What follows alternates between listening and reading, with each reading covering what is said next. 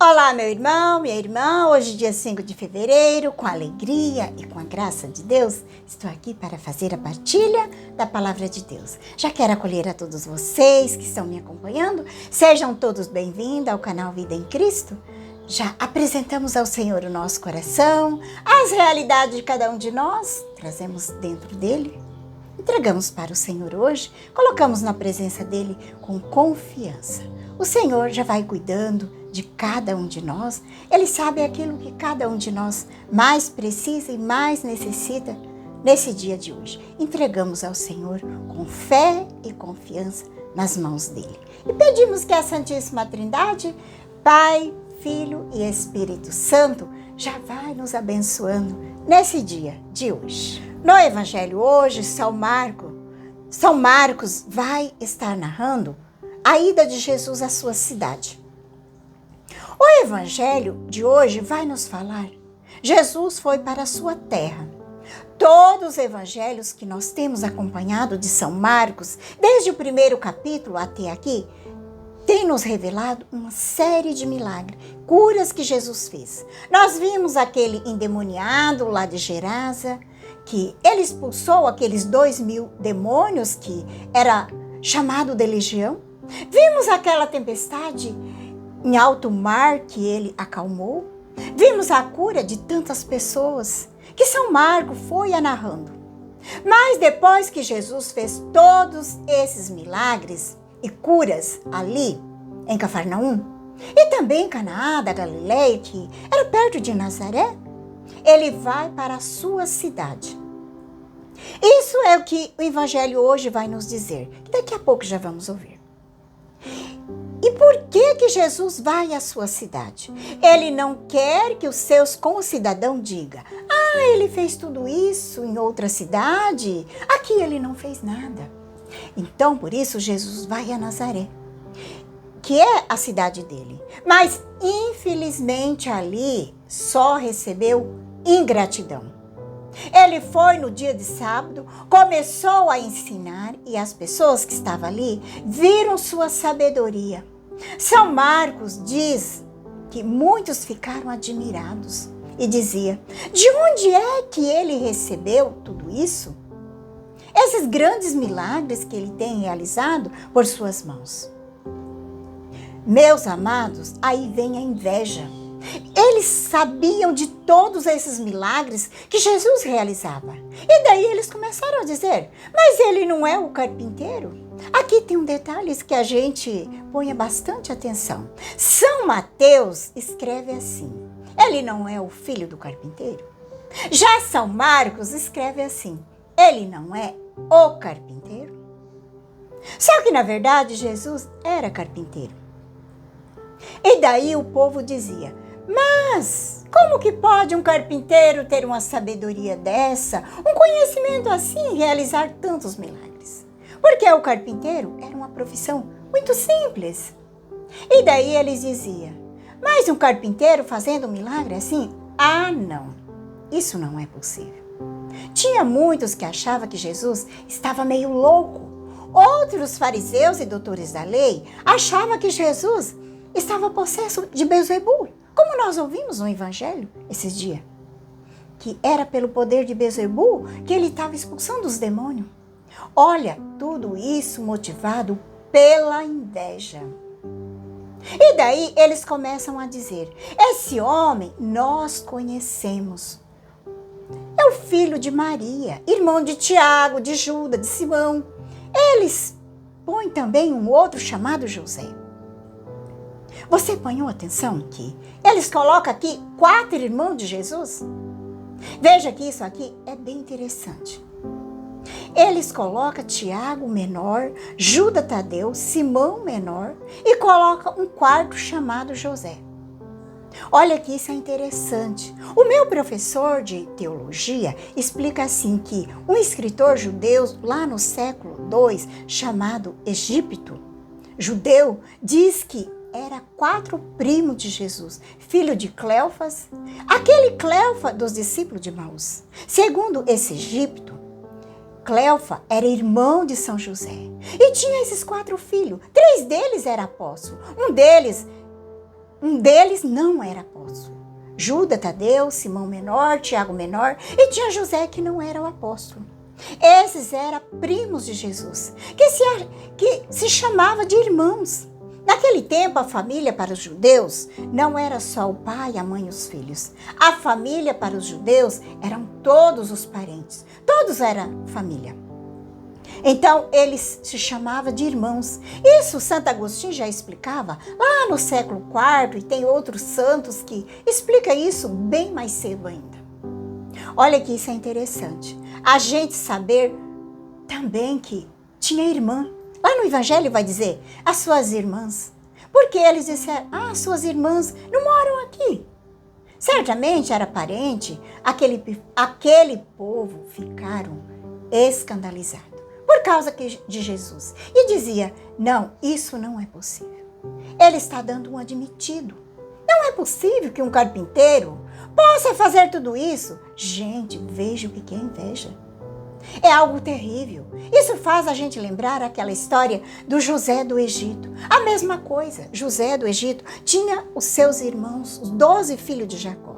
E José foi privilegiado. Ele tinha visões. E quando ele começa a contar para os irmãos as visões que ele tinha, os seus irmãos ficaram com inveja. Com inveja dele. E sabe o que eles fizeram? Venderam o menino para o Egito. Estava passando ali uma caravana, mas antes eles iam jogá-lo numa cisterna para matá-lo. Daí viram a caravana que estava passando e venderam o irmão. Tudo movido pela inveja. Mas Deus é tão bom que de um mal Deus tira um bem. José, ele se tornou governador do Egito e salvou o seu povo da fome. Ele salvou seus irmãos, aquele que tinha vendido, salvou-os da fome. Isso quer dizer, o cristão não paga o mal com o mal. O cristão paga o mal com o bem. Porque Deus sabe de um mal tirar um bem. Isso é impressionante. Jesus vai dizer para eles, um profeta não é estimado em sua pátria, entre seus parentes e familiares. E ali Jesus não pôde fazer nenhum milagre. Ele fez algumas curas de algumas pessoas doentes. Aqui São Marcos deixa um detalhe bastante importante para nós hoje. Ele vai separar o que é cura e o que é milagre. Por exemplo, quando Jesus dá ordem aos ventos, ao mar, isso é milagre, porque ele alterou a natureza. Mas as curas ele chama de doenças e não de milagres. Olha que é interessante, ele não pode fazer milagre ali. Por quê? Não encontrou fé. Olha que para que aconteça um milagre, é preciso de duas coisas. Primeiro, o poder daquele que vai realizar o milagre, que é Deus. E segundo, a fé daquele que vai receber o milagre. Não é que Jesus não podia fazer um milagre. Ele podia sim. Mas ele não quis fazer. Porque não encontrou fé ali. A fé é uma coisa importantíssima na nossa vida. São Paulo vai nos falar, lá na carta aos Romanos, no capítulo 1, no versículo 17, que o justo vive pela fé. E a carta aos Hebreus completa, no capítulo 11, no versículo 6, que sem fé é impossível agradar a Deus. Meus amados irmãos, fé não é entender, é acreditar. Se lançar em Deus. Como Jesus diz na Eucaristia, isto é meu corpo que é dado por vós. Este é o cálice do meu sangue. Olha, ninguém vai entender isso. Como aquele pedacinho de pão é Jesus e o corpo de Jesus ali está, o sangue, a alma, a divindade, isso é só pela fé. É pela fé que Abraão foi justificado. Nessa carta aos Hebreus, no capítulo 11, fé é você tomar posse daquilo que você ainda não viu, que você não vê. Isso é fé. Isso é acreditar em Cristo, acreditar na igreja. Quando a gente reza o ato de fé, creio em um só Deus, Pai, Filho e Espírito Santo. Creio em Jesus Cristo que padeceu, morreu na cruz para nos salvar. Creio em tudo mais que crê, ensina a Santa Mãe Igreja, porque é Deus, verdade infalível. me revelou. E nessa crença eu quero viver e morrer. Não é nossa essa fé. A fé é da igreja. Eu não tenho que acreditar na minha fé. Eu não tenho que acreditar na fé da... Eu tenho que acreditar na fé da igreja. Ela que é a dentora da fé eclesial. A pessoa que acredita na sua fé, sabe o que acontece? Ela acaba tendo crise de fé.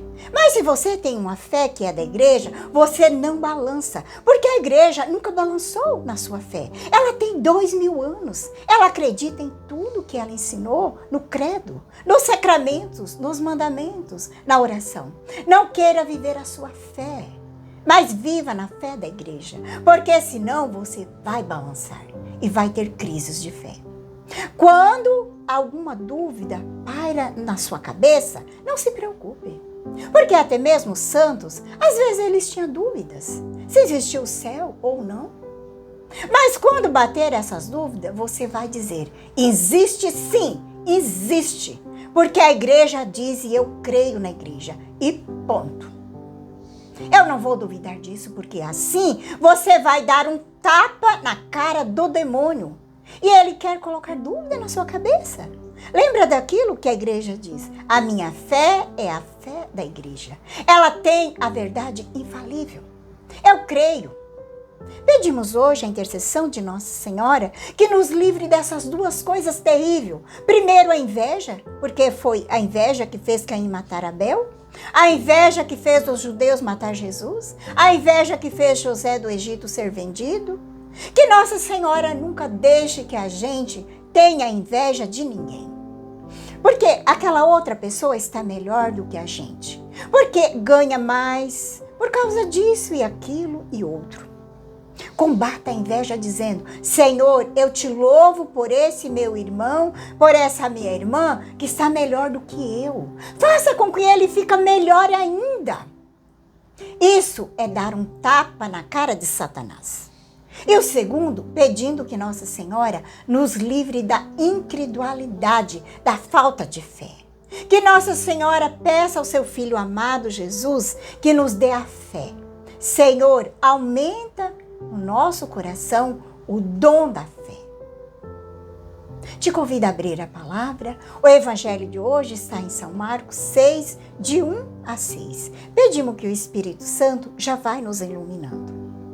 Venha, Espírito Santo, iluminar meu coração, para que eu possa ver as coisas que são de Deus.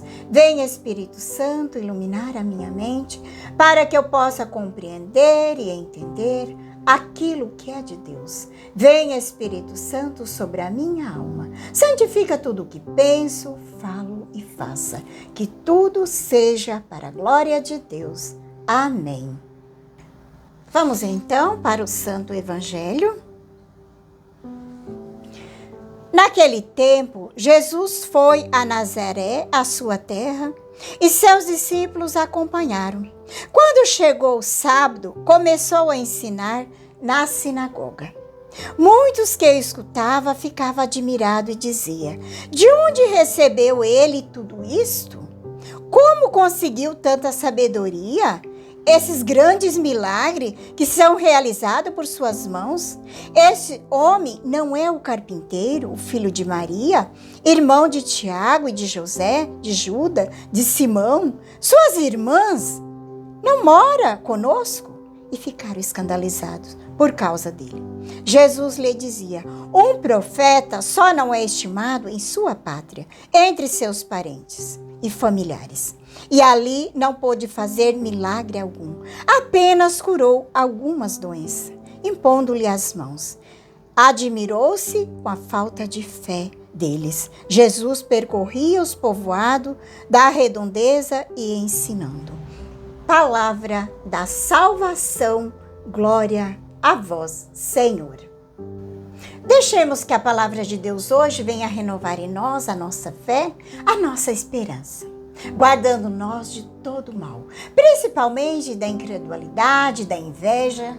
Que o Senhor nos proteja de todo este mal, que sejamos guardados sobre o manto protetor da Virgem Maria e de nosso santo anjo da guarda. Obrigado pela tua companhia. Que a paz de Jesus, o amor de Maria, esteja no teu coração nesse dia de hoje. Que Deus Todo-Poderoso nos abençoe. Em nome do Pai, do Filho e do Espírito Santo. Amém.